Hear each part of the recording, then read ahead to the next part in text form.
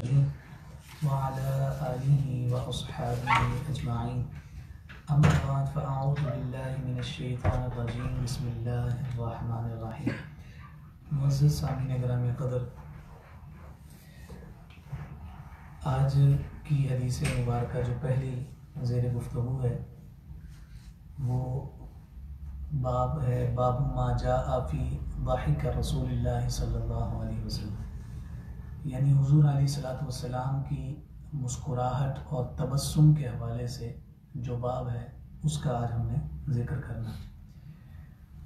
इसके हवाले से हज़रत अब्दुल्ला बिन हारिस बिन जज़ रज़ियल्लाहु ताला अन्हु ने बड़ी खूबसूरत बात इरशाद फरमाई हुज़ूर के मामूल के हवाले से। फरमाते हैं मा रअयतु अहदन अक्सर तबस्सुमन मिन रसूलिल्लाह सल्लल्लाहु अलैहि वसल्लम। फरमाते हैं कि मैंने बहुत सारे चेहरे देखे, बहुत लोग देखे, लेकिन जितना मुस्कुराता चेहरा मुस्तफ़ा का था, जिस कसरत के साथ हुजूर के चेहरे पर तबस्सुम रहता था, फरमाया कि इस कदर ज़्यादा मुस्कुराने वाली हस्ती मैंने कोई और नहीं देखी। अब आप ज़रा ये देखिए कि एक तरफ तो हुजूर अलैहिस्सलातु वस्सलाम इरशाद फरमा रहे हैं कि अल्लाह रब्बुल इज़्ज़त ने आखिरत के हवाले से जो मुझे उलूम अता कर दिए हैं, अगर वो तुम्हें मिल जाएं, तुम्हें पता चल जाए तो तुम हंसना भूल जाओ। और आक़ाए कायनात सल्लल्लाहु अलैहि वसल्लम वो तमाम उलूम अपने सीना अनवर में महफूज रखने के बावजूद अपनी उम्मत पर करम फरमाते हुए हमेशा अपने चेहरे पर मुस्कुराहट रखते हैं। और उसका सिर्फ बुनियादी मकसद ये है कि जो कोई भी हुजूर की बारगाह में आए, सिर्फ चेहरा मुस्तफ़ा को ही देख ले तो उसकी हर परेशानी दूर हो जाए। इसलिए उन्होंने फरमाया कि मैंने हुजूर से ज़्यादा मुस्कुराता हुआ इंसान नहीं देखा, जिससे भी हुजूर को मिलते हुए देखा आक़ाए कायनात सल्लल्लाहु अलैहि वसल्लम मुस्कुराते हुए ही मिले। अब हुजूर नबी रहमत सल्लल्लाहु अलैहि वसल्लम की जो मुस्कुराहट है, जिसे तबस्सुम, देखें इसे तकसीम किया जाता है। एक है तबस्सुम, फिर उसके बाद है मुस्कुराहट, फिर उसके बाद हंसना, और उसके बाद कहकहा। कहकहा तो साबित है कि हुजूर अलैहिस्सलातु वस्सलाम ने अपनी ज़िंदगी मुबारक में कभी नहीं लगाया। जो कहकहा यानी ऐसा हंसना कि जिसमें आवाज़ भी पैदा हो, तो हुजूर अलैहिस्सलातु वस्सलाम ने कहकहा कभी भी नहीं लगाया। फिर उसके बाद मुस्कुराहट। मुस्कुराहट उस तबस्सुम या उस हंसने को कहते हैं कि जिसमें मुंह खुले। तो इस हवाले से हमें ये ज़रूर मिलता है कि आक़ाए कायनात सल्लल्लाहु अलैहि वसल्लम का तबस्सुम जब मुस्कुराहट में तब्दील होता था तो हुजूर अलैहिस्सलाम की वो मुस्कुराहट हुजूर के ज़्यादा खुश होने की तरफ इशारा देती। वरना सिर्फ तबस्सुम इतना था कि आपके लबहाए मुबारक खिले हुए होते थे और चेहरे पर एक रानाई होती, और जब ज़्यादा खुश होते और वो तबस्सुम मुस्कुराहट में तब्दील होता तो उस बारे में फरमाया कि हुजूर के सामने के दो दांत नुमायां हो जाते। उस पर मुहद्दिसीन ने और बतौर ख़ास सहाबा ने जिक्र किया कि जब वो सामने हुजूर ज़्यादा खुश होते और चेहरा मुबारक ज़्यादा खिलता और मुंह मुबारक खुलता, और जो सामने के जो दांत नुमायां होते, तो उस नुमायां होने का आलम ये था, फरमाया इज़ा दाहिका यतलअलअ फिल जुदर। हुजूर जब मुस्कुराते यानी ज़्यादा खुश होकर जब हुजूर का दहन मुबारक खुलता तो सामने के दो दांतों से ऐसा नूर निकलता था कि मस्जिद नबवी की दीवारें रोशन हो जाती। ये हुजूर अलैहिस्सलातु वस्सलाम का तबस्सुम है। अच्छा, फिर हमें ये भी ढूंढना चाहिए कि हुजूर खुश ज़्यादा कब होते थे।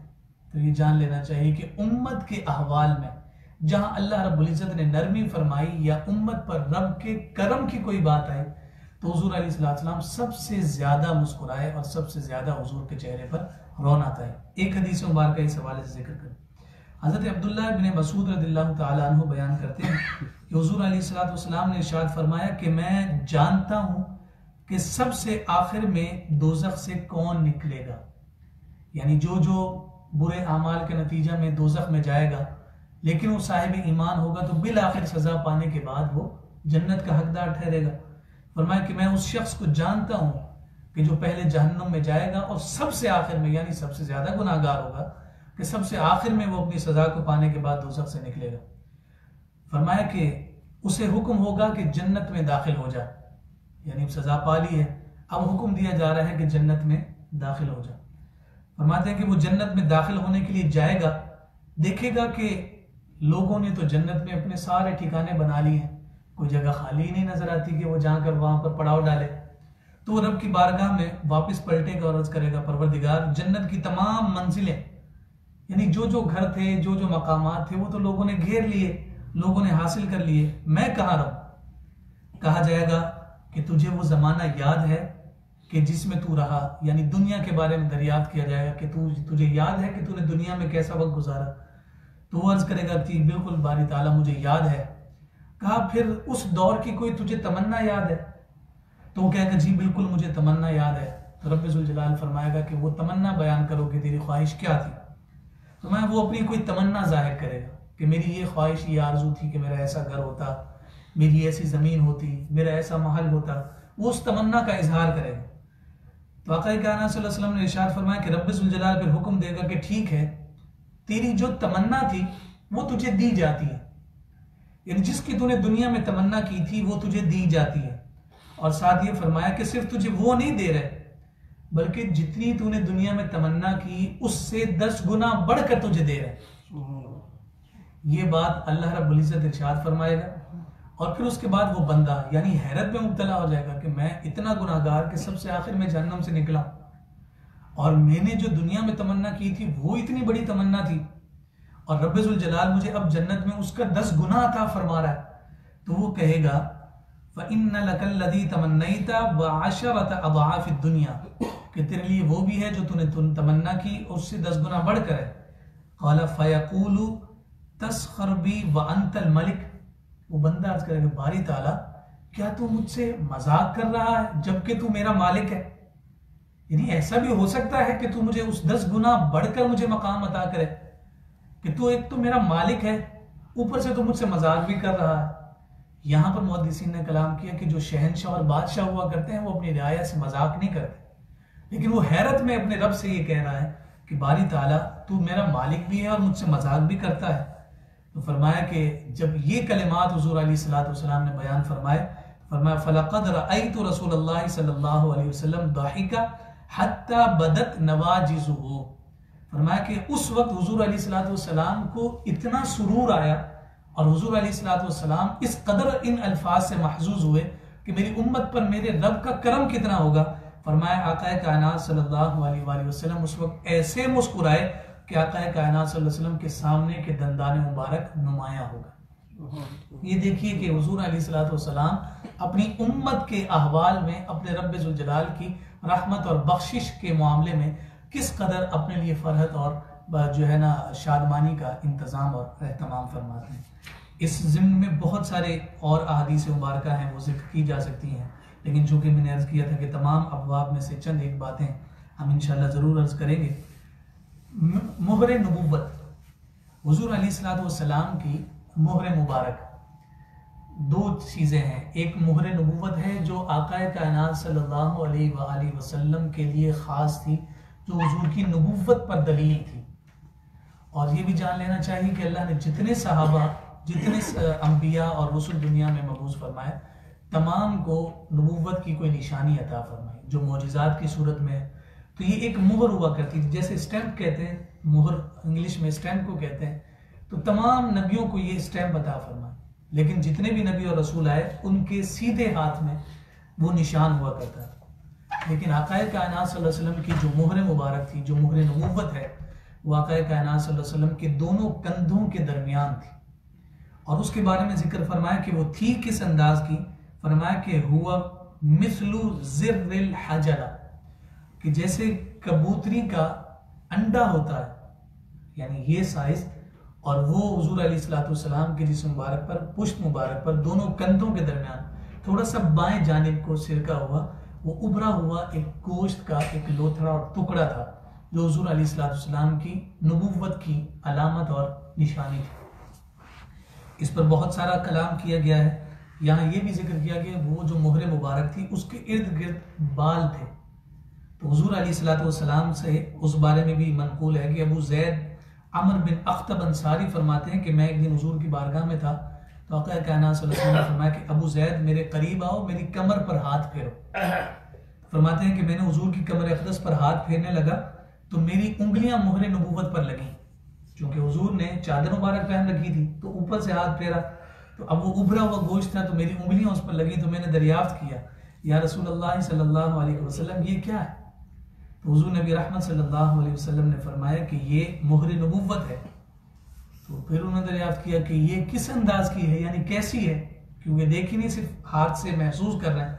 तो आक़ा कायनात सल्लल्लाहु अलैहि वसल्लम ने फरमाया कि शाअरातुन मुज्तमिआतुन, यानी कुछ इकट्ठे बाल हैं, उभरे हुए गोश्त पर वो कुछ इकट्ठे बाल थे।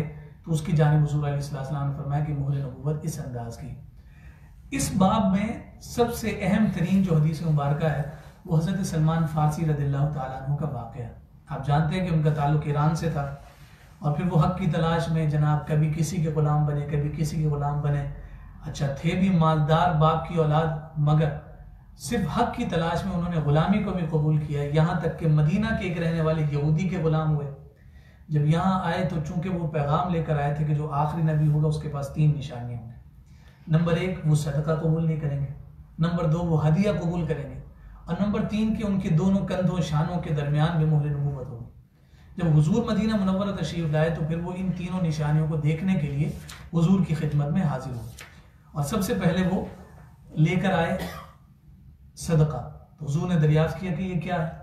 तो उन्होंने जवाब में कहा, या रसूल अल्लाह, ये सदका है जो आपके लिए लाया। तो आक़ा कायनात सल्लल्लाहु अलैहि वसल्लम ने सहाबा को बुलाया, उनमें तकसीम फरमा दी और साथ इरशाद फरमाया कि हम सदका कबूल नहीं करते। फिर उसके बाद कुछ दिन के बाद वो फिर दोबारा खजूरें लेकर आए और हुजूर ने दरियाफ्त किया। तो उन्होंने कहा, या रसूल अल्लाह, ये आपके लिए और सहाबा के लिए हदिया है। तो फिर आक़ा कायनात सल्लल्लाहु अलैहि वसल्लम ने सामने बिछा दी और सहाबा से कहा कि आओ, हदिया आया। तो हुजूर ने खुद भी उससे तनावुल फरमाया और सहाबा ने। ये 2 निशानियाँ हो। अब तीसरी निशानी का इंतजार था कि अब चूंकि हुजूर कमीज मुबारक में हैं, चादर मुबारक ओढ़े रखे थे, तो अब कब मैं मोहर नबुव्वत देखूं? तो फरमाते हैं कि एक दिन मैं इसी तलाश व बसियार में था कि आक़ा कायनात एक जनाजे के साथ जन्नतुल बकी में तशरीफ ले गए। तो मैं हुजूर ने जब उस मैयत की तदफीन का सारा इंतजाम एहतमाम फरमा लिया तो फिर उस मैयत के लिए हुजूर ने दुआ फरमाई। दुआ फरमाते हुजूर बार बार अपने रुखसार मुबारक को आसमान की जानिब उठाते थे। तो चेहरा अनवर जब ऊपर उठता था तो आपकी कमर मुबारक सीधी होती थी, तो आपकी जो चादर मुबारक है वो सिरकती थी। फरमाते हैं कि इसी अंदाज और इसी असना में हुजूर की दुआ की इसी कैफियत में वो चादर सिरकी, और जब चादर सिरकी है तो हुजूर अलैहिस्सलाम की मोहर नबुव्वत नुमायां हो गई। कहा कि मैंने उसकी ज़ियारत की, यहाँ तक के फरमाते हैं कि मैंने आक़ा कायनात सल्लल्लाहु अलैहि वसल्लम की मोहर नबुव्वत को बोसा दिया और हुजूर अलैहिस्सलाम के साथ चिमट गया और ज़ारो कतार रोने लगा। हुजूर ने मुझे पकड़कर अपने सामने बिठाया तो मैंने सारी रोएदाद आक़ा कायनात सल्लल्लाहु अलैहि वसल्लम की खिदमत में पेश कर दी कि मैं इस तरह से इतना सफ़र तय करके आया हूँ। तो फिर उस वक्त हुजूर अलैहिस्सलाम ने फरमाया कि तुम अपने आका से मुकातबत कर लो। ये मुकातबत ऐसे होती है कि मिसाल के तौर पर अगर मैं किसी का गुलाम हूँ तो मैं अपने मालिक को ऑफर करूँ कि तुम मेरे साथ कोई मामला कर लो, कोई ऐसी किताबत कर लो कि जिसके नतीजे में मैं आज़ाद हो जाऊँ। तो वो फिर वो मुकातबत की गई। मुकातबत क्या थी कि उसने ये कैद लगाई थी, और कैद ये थी कि वो 40 ओकिया सोना हज़रत सलमान अपने आका मालिक को दे दें, और दूसरी ये कि 300 खजूर के दरख्त सलमान फारसी लगाएं, और जब वो दरख्त बड़े होकर फल देने लग जाए तब तुम आज़ाद हो। अब आका कायनात सल्लल्लाहु अलैहि वसल्लम की खिदमत में हाजिर हुए। या रसूल अल्लाह, ये तो बड़ा लंबा मामला हो जाएगा, पौधा आज लगेगा, फिर न जाने कितने सालों में वो बड़ा होगा, फिर न जाने कब फल देगा, फिर उसके बाद जाके मैं आज़ाद हूँगा, तब तक पता नहीं जिंदगी होगी या नहीं। उस वक्त भी उनकी उम्र सहाबा में सबसे ज्यादा थी। अब हुजूर अलैहिस्सलाम ने फरमाया कि तुम्हारी ये मुश्किल और परेशानी हम हल किए देते हैं। आक़ा कायनात सल्लल्लाहु अलैहि वसल्लम खुद तशरीफ ले गए और तमाम जो यानी जो पौधे थे वो हुजूर अलैहिस्सलाम ने खुद लगाए। सहाबा से फरमाया तुम खुदाई करते जाओ, और हुजूर अलैहिस्सलाम खुद वो पौधे जो है जमीन में दबाते जाते थे। यहाँ तक कि फरमाया कि आक़ा कायनात सल्लल्लाहु अलैहि वसल्लम ने तमाम जो पौधे थे खुद लगाए, सिवाय एक पौधे के जो हजरत उमर फारूक ने लगाए। 1 साल के अंदर अंदर वो सारे पौधे बड़े भी हुए, फूले भी, फले भी, यानी उनको फल भी लग गया 1 साल के अंदर अंदर। लेकिन वो पौधा जो हजरत उमर फारूक ने लगाया था वो वैसा का वैसा खड़ा था। तो जब ये पौधे फल देने लग गए, दरख्त बन गए, तो हुजूर ने दरियाफ्त किया कि इसे क्या हुआ। तो उस पर हजरत उमर फारूक ने अर्ज किया, या रसूल अल्लाह, ये मैंने लगाया था। ये हदीस के अल्फाज है। तो हुजूर अलैहिस्सलाम ने फिर उसे निकाला उसे दोबारा अपने मुबारक हाथों से लगाया तो 1 साल के अंदर वो भी बड़ा होकर फल देने लगे। तो उसके बाद सहाबा ने कुछ पैसा जमा करके वो 40 औकिया सोना जो उसे देना था वो देकर हजरत सलमान फारसी को आज़ाद करवा लिया। तो हुजूर अलैहिस्सलाम की मुहर नबूवत कबूतर के अंडे के बराबर उभरा हुआ गोश्त हुजूर की पुश्त मुबारक पर था। और ये अलामत जिसे हजरत अली मुर्तज़ा रज़ियल्लाहु ताला ने फरमाया कि ये हुजूर की ख़त्म नबूवत होने की अलामत है। और अल्लामा बेजोज़ी ने फरमाया कि चूंकि हुजूर के जिस्म का हिस्सा था, इस सबब से आका कायनात सल्लल्लाहु अलैहि वसल्लम के साथ ही इस दुनिया से यानी उसमें तदफीन हुई हुजूर के जिस्म मुबारक के साथ ही। तो फरमाया कि जब ये मोहर नबूवत ख़त्म होगी तो इसका मतलब ये है कि अल्लाह इसके बाद कोई और नबी दुनिया में मबूस नहीं फरमाया। ये मोहर नबूवत हुजूर अलैहिस्सलाम की नबूवत की स्टैम्प थी। एक वो मोहर मुबारक है जो आका कायनात सल्लल्लाहु अलैहि वसल्लम खुतूत लिखते हुए मोहर लगाया करते थे। ये मोहर मुबारक दूसरी जो हुजूर ने खुद इख्तियार फरमाई, यानी स्टैम्प था। जैसे आजकल वैसे बने हुए होते हैं, फैब्रिकेटेड होते हैं, लेकिन उस दौर में ये मामूल था कि जो अंगूठी पहनी जाती थी वही मोहर के तौर पर इस्तेमाल होती। सन 7 हिजरी में जब आका कायनात सल्लल्लाहु अलैहि वसल्लम ने खुतूत लिखना शुरू किए, नजाशी के दरबार में ख़त लिखा और दीगर जो रईस थे, जो बड़े सलातीन थे, उनके जब ख़त लिखना शुरू किया तो उस वक्त फिर ये ज़रूरत पेश आई कि आप जो है उसे इख्तियार फरमाएं और वो अंगूठी बनवाएं। उस मोहर मुबारक के हवाले से ये बात जहन नशीन रहनी चाहिए कि हुजूर अलैहिस्सलाम ने जो मोहर मुबारक यानी जो अंगूठी ज़ेब फरमाई, यानी अपनी अंगुश्त मुबारक में हुजूर अलैहिस्सलाम ने रखी, वो चांदी की थी। पहले चंद मसाइल इस हवाले से जिक्र कर दूं। चांदी, वो भी 4.5 माशा, उससे कम चांदी और उसकी अंगूठी पहनने की इजाज़त है। और वो अंगूठी के अहनाफ के नज़दीक जिसमें सिर्फ एक पत्थर का नग हो, यानी एक से ज़्यादा नग वाली अंगूठी पहनने की भी अहनाफ के नज़दीक इजाज़त नहीं है। और उसके अलावा जितनी भी धाते हैं उसमें किसी में भी मर्द को अंगूठी पहनने की इजाज़त नहीं है। वसूल वसाइल में इमाम नबहानी ने यही इसी बात को जिक्र किया है। फरमाते हैं कि एक शख्स हुजूर की खिदमत में आया तो उसने पूरी पत्थर की अंगूठी पहन रखी और वो पत्थर ऐसा था जिससे बुत तराशे जाते थे। तो आका कायनात सल्लल्लाहु अलैहि वसल्लम ने दरियाफ्त किया कि मुझे जो है ना बुतों की बू आ रही। तो हुजूर ने देखा कि उसकी हाथ में अंगूठी है और वो पत्थर की, हुजूर ने वो निकाली और फेंक। फिर कुछ अर्से बाद वो दोबारा आया तो उस शख्स ने लोहे की अंगूठी पहन रखी। तो आका कायनात सल्लल्लाहु अलैहि वसल्लम ने फरमाया कि ये तुमने जहन्नम की आग अपनी उंगली पर लपेट रखी है, उसे भी निकाला और फेंक दिया। फिर उसने दरियाफ्त किया तो आका कायनात सल्लल्लाहु अलैहि वसल्लम ने फरमाया कि तुम्हें चांदी की अंगूठी की इजाजत है और वो भी एक मिसकाल 4.5 माशे का हुआ करता है। तो हुजूर अली नबी रहमत सल्लल्लाहु अलैहि वसल्लम ने जो अंगूठी मुबारक इस्तेमाल फरमाई उसका बुनियादी जो मकसद था वो स्टैम्प लगाना और मोहर लगाना था। आका कायनात सल्लल्लाहु अलैहि वसल्लम ने इन 3 उंगलियों में पहनने से मना फरमाया, अंगूठा, शहादत की उंगली और ये दरमियान की उंगली। इन तीनों उंगलियों में अंगूठी पहनने से मना किया है, चाहे दाएं हाथ की हो या बाएं हाथ की। बाकी ये जो 2 उंगलियां हैं, दाएं हाथ की भी और बाएं हाथ की भी, इन चारों के बारे में रिवायत मिलती हैं कि हुजूर कभी दाएं हाथ में और कभी बाएं हाथ में उस अंगूठी मुबारक को जो है ज़ेब फरमाते थे।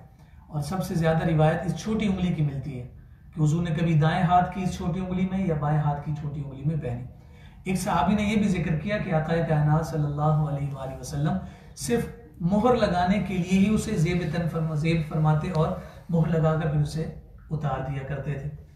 अच्छा, अब उसमें एक और अमल था। आमतौर पे हम देखते हैं कि जब अंगूठी पहनी जाती है तो जो उसका नग है वो बाहर की जानिब होता है, लेकिन हुजूर नबी रहमत सल्लल्लाहु अलैहि वसल्लम की जो मोहर, जिस पत्थर पर वो नक्श था, आका कायनात सल्लल्लाहु अलैहि वसल्लम उसे हथेली की जानिब रखते थे। यानी इस अंदाज में चूंकि मोहर लगती थी तो हुजूर का अमल मुबारक था कि वो अंदर की जानिब पहना करते। अब उस पर नक्श क्या था? हज़रत अनस बिन मालिक रज़ियल्लाहु ताला अन्हु बयान करते हैं कि हुजूर अलैहिस्सलातु वस्सलाम की अंगूठी मुबारक का जो नक्श था वो था, काना नक्शु खातिमा रसूलिल्लाहि सल्लल्लाहु अलैहि वसल्लम मुहम्मदुन सतरुन रसूलुन सतरुन वल्लाहु सतरुन। यानी जो पूरी इबारत थी वो ये थी, मुहम्मदुर रसूलुल्लाह। अगर हम लिखें तो जो तरतीब से लिखेंगे, पहले मोहम्मद फिर रसूल फिर अल्लाह। लेकिन हज़रत अनस बिन मालिक फरमाते हैं कि हुजूर की मोहर मुबारक जो थी वो इस अंदाज की थी, मोहम्मद ऊपर लिखा है, फिर रसूल लिखा है, फिर अल्लाह लिखा है। इस अंदाज में मुहम्मदुर रसूलुल्लाह लिखा हुआ था और वो लगाकर आका कायनात खत को इरसाल फरमाया करते थे। ये जो अकीक का पत्थर है ये सुन्नत है। हर पत्थर की अपनी तासीर हुआ करती है और उस तासीर के असरात इंसान के मिजाज पर भी मुरतब होते हैं, मगर फरमाया कि जो अकीक है चूंकि ये सुन्नत है तो ये जो कोई भी पहनेगा ये उसे रास आता है। और हज़रत अनस बिन मालिक ही इसे रिवायत करते हैं कि आका कायनात सल्लल्लाहु अलैहि वसल्लम की जो खातम थी यानी जो मोहर थी, काना खातमुन नबी सल्लल्लाहु अलैहि वसल्लम मिन वरिकिन व काना फस्सुहु हबशियन, फरमाया कि वो चांदी की अंगूठी बनी हुई थी और उसका रंग हबशा के अकीक की तरह था, यानी रंग में स्याह थी। हबशा से मुराद स्याह अकीक हुजूर अलैहिस्सलातु वस्सलाम ने पहना है और ये सुन्नत है। अगर उसके अलावा भी कोई पत्थर पहना जाए तो उसके लिए शर्त यह है कि वो पत्थर एक ही हो, एक से ज्यादा पत्थर वाली अंगूठी पहनने की इजाजत नहीं, चूंकि वो मुमासलत रखती है और तशबीह देती है औरतों के जेवरात के साथ। आजकल बहुत सारे आपको रिंग्स और अंगूठियां नजर आती हैं कि जिसमें एक बड़ा नग होता है, फिर इर्द गिर्द उसके बहुत सारे छोटे छोटे स्टोन्स लगे होते हैं, उसकी इजाजत नहीं है। अहनाफ के नज़दीक फ़िक़्ह हनफी में उसकी इजाज़त नहीं दी जाती। अल्लाह रब्बुल इज़्ज़त हम सबको हुज़ूर नबी रहमत सल्लल्लाहु अलैहि वसल्लम की मुबारक सुन्नतों और आदाब पर अमल करने की तौफ़ीक़ अता फरमाए।